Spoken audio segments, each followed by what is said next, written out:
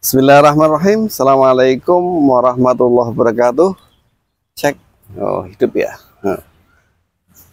Jumpa lagi di Pak Iwan Channel. Ya, kita ada di mata kuliah Hukum Acara Perdata. Kalau ngomongin acara itu terkait dengan hukum formil, tata cara beracara, prosedur, mekanisme berperkara di pengadilan, ya, terkait dengan masalah keperdataan. Masalah keperdataan itu ngomong tentang kepemilikan privat, perorangan, atau bisnis, atau keluarga. Itu masalah keperdataan. Manusia as a social culture sama as a economical creature.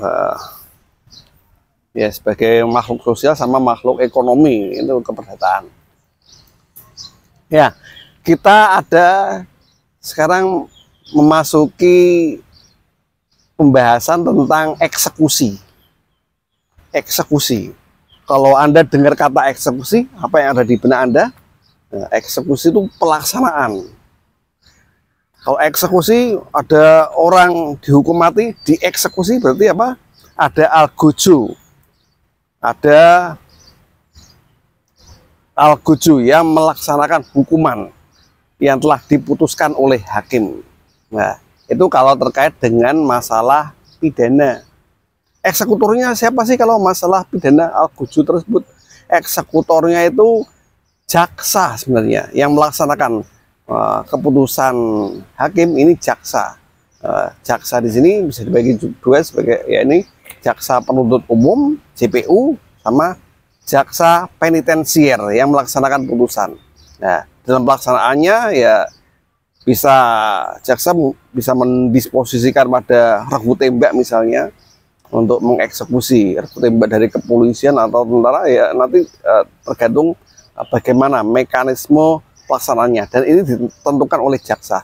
Nah, itu masih gerembyang masalah acara pidana ya, berasal dari eksekusi pidana. Nah, kalau di perdata, algojonya di sini yang menduduki posisi sebagai algojo adalah jurusita.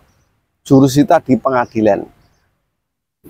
Nah, jurusita ini mempunyai kewenangan melaksanakan putusan yang telah ditetapkan oleh pengadilan, dan syaratnya adalah keputusannya adalah inkrah van gewede, inkracehet van gewitsde tulisannya, atau keputusan hakim yang telah berkekuatan hukum tetap. Nah, secara prosedur nanti pihak pemohon, pihak pemenang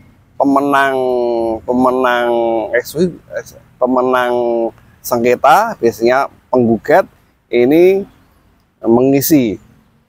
mengadakan formulir eksekusi atau minutasi eksekusi yang dilakukan oleh jurusita. Ya, pengaturannya ini ada di HIR di pasal 195 sampai 2024 HIR, dan Undang-Undang Kekuasaan Kehakiman di pasal 54 hingga 55. Itu terkait dengan pelaksanaan putusan. Jadi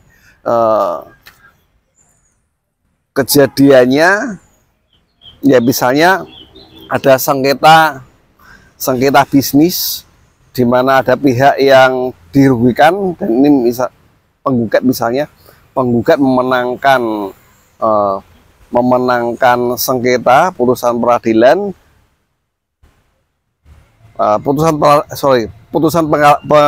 memenangkan, misalnya di PN memenangkan putusan pengadilan, sudah ditempuh berbagai tingkatan peradilan, di pengadilan tinggi juga menang sampai kasasi. Kasasi ini putusan yang terakhir, di mana putusan hakimnya sudah inkrah. Hakim Agung memutuskan sengketa, pemenangnya ini status keputusan hakim Hakim Agung tadi, hakim di Mahkamah Agung, Hakim Agung namanya, ini putusannya sudah inkrah van Guide. Keputusan telah berkekuatan hukum tetap. Atau bisa berkekuatan hukum tetap jika di tingkat pertama atau kedua ini pihak lawan yang diputuskan kalah ini tidak mengajukan upaya hukum lagi. Ya, kemarin sudah kita singgung, kita ngomongin tentang masalah upaya hukum. Kemarin apa? Ada banding, kasasi. Ya, kalau sudah 14 hari sejak keputusan dikeluarkan oleh hakim negeri, hakim biasa di pengadilan negeri atau hakim tinggi, ini 14 hari tidak mengajukan upaya hukum lanjutan ke tingkat yang lebih tinggi, maka keputusannya juga berstatus inkrah van Guide atau berkekuatan hukum tetap. Nah, dengan status hukum putusan yang berkekuatan hukum tetap ini bisa menjadi landasan, bisa menjadi dasar bagi jurusita untuk mengeksekusi putusan. Nah, itu. Jadi putusan yang telah berkekuatan hukum tetap ini landasan hukum, merupakan landasan hukum bagi jurusita untuk melaksanakan putusan. Ya, metodenya bagaimana? Ya, prosedurnya bisa jadi meskipun penggugat misalnya memenangkan sengketa diputuskan oleh pengadilan sudah menang, ini si pihak yang dimenangkan oleh pengadilan ini tidak boleh mengeksekusi sendirian. Ya, meskipun menang, meskipun diputuskan oleh hakim menang, tetapi ini tidak bisa melakukan eksekusi secara sendirian. Ya, kecuali kalau barang yang dieksekusi sudah ada pada dirinya. Nah, jadi kalau misalnya ada orang pinjem, ya, gitu ya. Ketika ya intinya kalau ini pihak penggugat ini tidak bisa mengeksekusi sendirian, melainkan harus melalui permohonan ke pengadilan. Berarti pihak pemenang, pihak penggugat misalnya, ini mengajukan permohonan eksekusi terlebih dahulu ke pengadilan negeri setempat. Misalnya menang di Mahkamah Agung, tetap di PN setempat, ini mengajukan permohonan eksekusi. Hingga nanti jurusita di pengadilan negeri ini memberikan peringatan pada pihak yang dikalahkan atau yang menguasai objek sengketa untuk diberi peringatan unmanning, peringatan untuk mengosongkan atau menyerahkan barang sengketa itu pada pihak pemenang dalam putusan pengadilan. Itu ya. Nah, itu peringatan ini dilakukan, unmanning atau peringatan ini dilakukan sebelum upaya eksekusi. Jadi setelah peringatan barulah dilakukan upaya eksekusi oleh jurusita. Nah, di situ kalau sudah melaksanakan eksekusi atau pelaksanaan putusan, jurusita akan membuat berita acaranya, berita acara eksekusi. Dalam berita acara itu nanti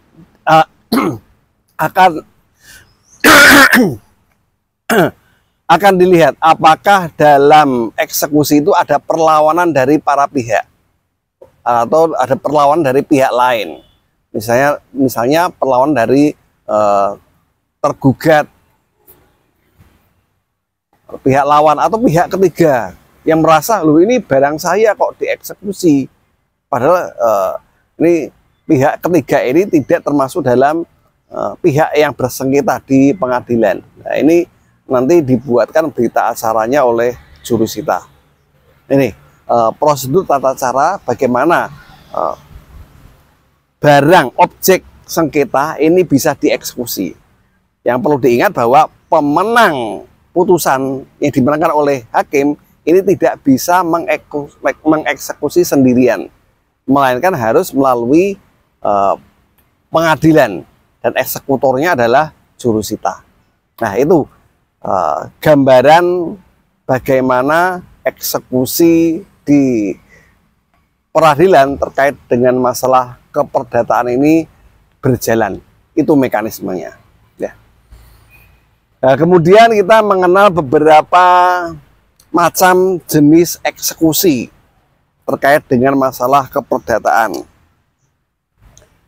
Yang pertama, eksekusi real. Yaitu eksekusi real itu penyerahan secara fisik barang yang disengketakan. Misalnya kalau objek sengketanya rumah, maka rumah ini dikosongkan oleh penghuninya dan diserahkan pada pihak yang dimenangkan oleh peradilan. Dikosongkan terlebih dahulu, status secara fisik clear, diikuti penyerahan secara fisik berupa sertifikat, misalnya. Nah, itu eksekusi real, pengesahan, pengosongan dan penyerahan secara fisik. Jadi yang kedua, yakni eksekusi penghargaan uang. Nah, ini terkait dengan putusan hakim yang menyatakan ganti rugi pada para pihak yang dikalahkan. Ganti rugi. Nah, ganti rugi misalnya pihak debitur, orang yang hutang dihukum menyerahkan ganti rugi berupa uang angsuran, misalnya uang angsuran, ganti rugi berupa uang angsuran sebesar sekian plus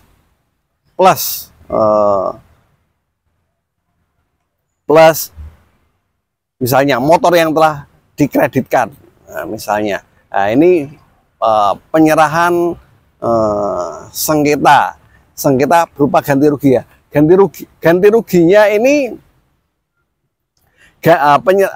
penyerahan ganti rugi ini dilakukan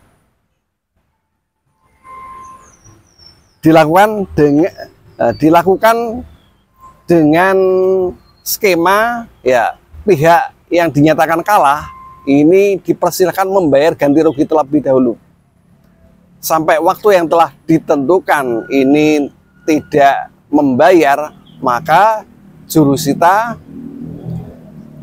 bisa menyita barang aset berharga milik pihak yang kalah untuk diserahkan dan kemudian dilelang.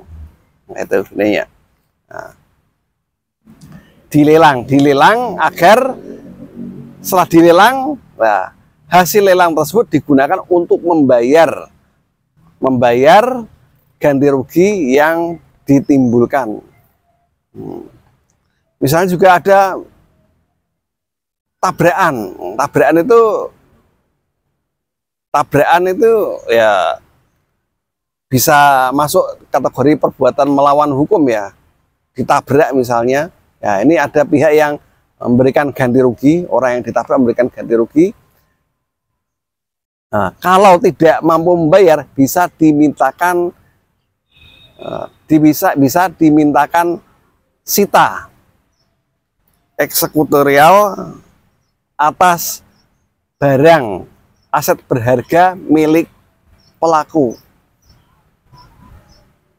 diserahkan untuk kemudian dilelang untuk membayar ganti ruginya.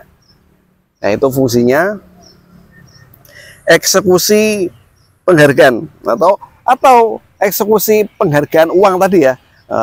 Atau bisa dilakukan tadi lewat metode biasa atau secara sita eksekutorial seperti tadi. Kemudian bisa juga menyita dengan memberikan alokasi pendapatan. Di prosentase dari pendapatan, misalnya gaji, ini dipotong berapa persen untuk pihak yang dirugikan. Misalnya seorang suami menelantarkan istrinya, tidak memberikan nafkah selama bertahun-tahun, ini bisa diajukan eksekusi dengan cara tadi apa? Memotong gaji bulanannya. Nah, itu mekanisme eksekusi yang bisa dilakukan. Ini tadi sita eksekutorial yang ketiga. Sita eksekutorial itu menyita karena pihak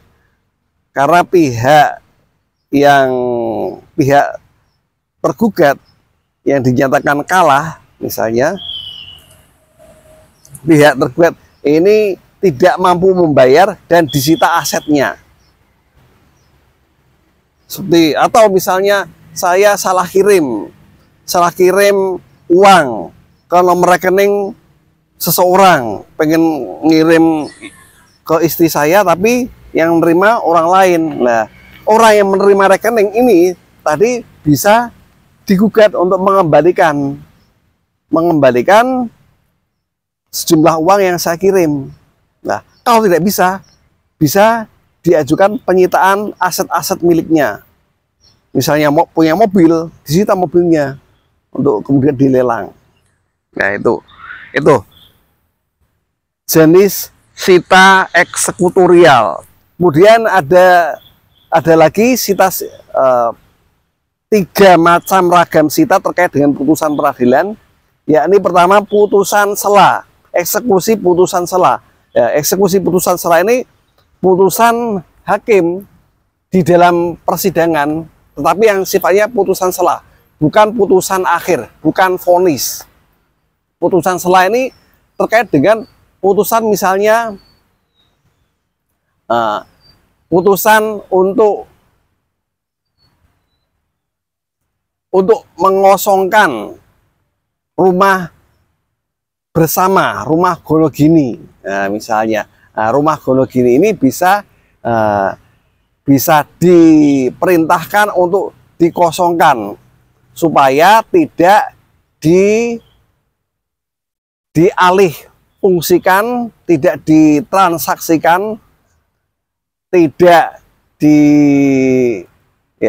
diperjualbelikan kepada orang lain, atau supaya rumah tersebut tidak dilakukan upaya penggelapan.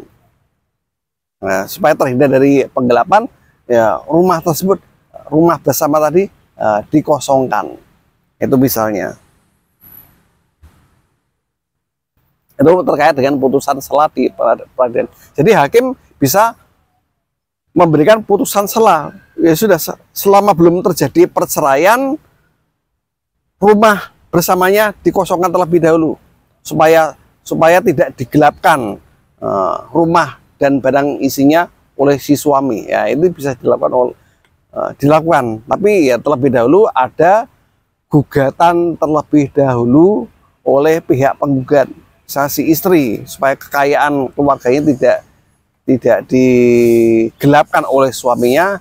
Ajukan upaya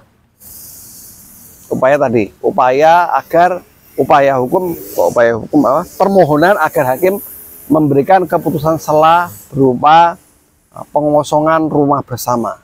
Nah, itu misalnya. Atau kemudian putusan deklaratoir, memutuskan sengketa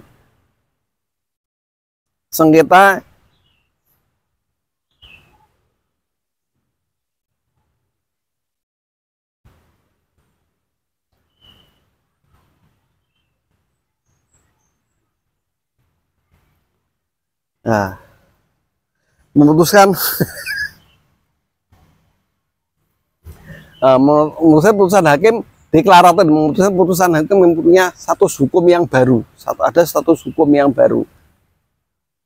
Misalnya putusan bahwa transaksi tersebut batal demi hukum. Ternyata transaksinya adalah transaksi ilegal, transaksi narkoba misalnya. Ya, transaksinya bisa dinyatakan batal demi hukum. Nah, eksekusi ini yang deklaratoir sifatnya. Kemudian ada putusan yang hampir mirip, yakni putusan konstitutif atau mengakhiri atau memperbaharui putusan.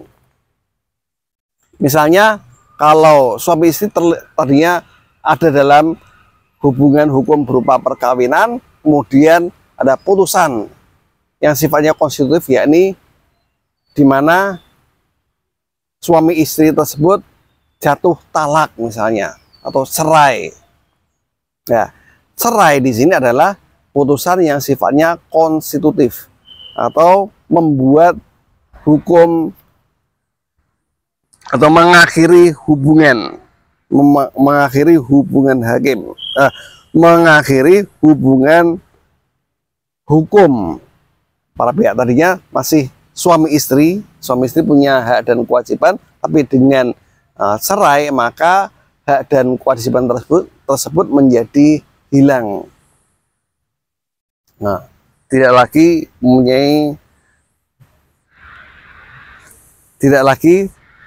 menjadi suami istri. Itu putusan hakim yang sifatnya deklaratoir dan konstitutif.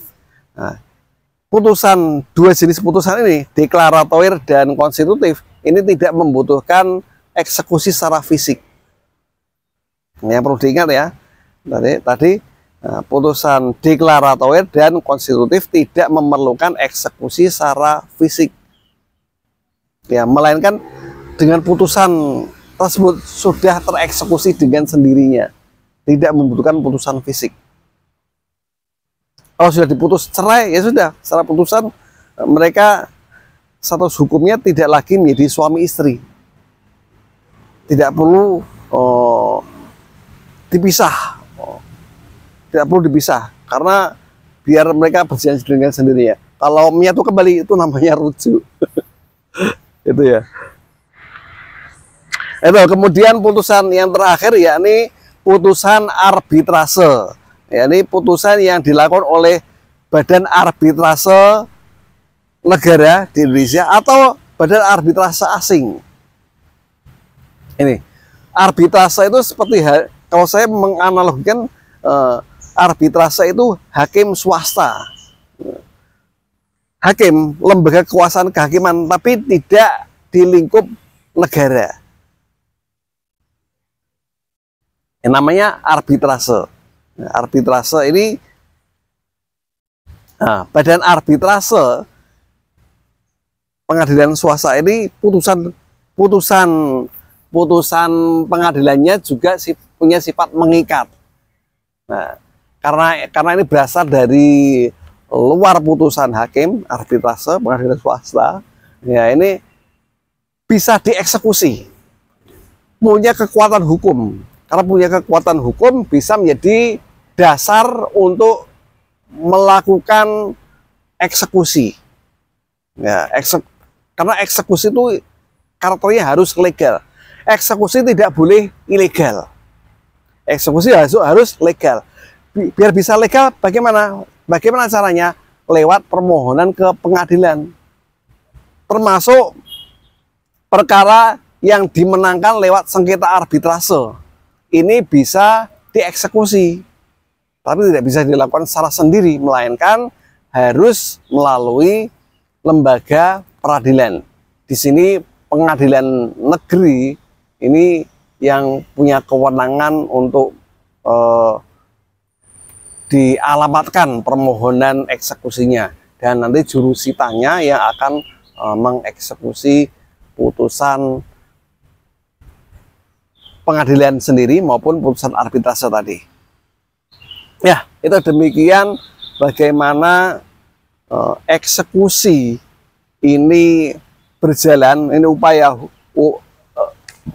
ini salah satu alat untuk penegakan hukum. Karena keputusan hakim ini tidak bisa hanya ada status legalnya saja di atas kertas, secara legalnya saja, tapi bisa dieksekusi secara real dalam kenyataannya.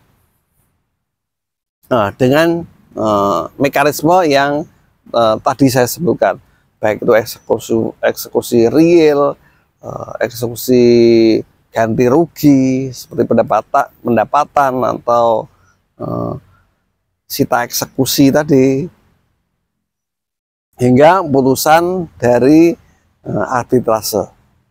Nah, demikian perkuliahan ini saya sampaikan, semoga bermanfaat. Kalau ada pertanyaan nanti silahkan kirim komen di bawah ya. Terima kasih. Ya, nih saya ada di mana ini? Saya ada di Taman Indonesia Kaya di Semarang. Dulu namanya ini Taman KB. Taman KB ini dulunya menjadi kawasan kawasan orang untuk jalan-jalan mencari hiburan, terutama nggak usah disebutkan lah, atau tempatnya di SMA, depan SMA Negeri Semarang, SMA Negeri 1 Semarang. Terima kasih. Assalamualaikum warahmatullahi wabarakatuh.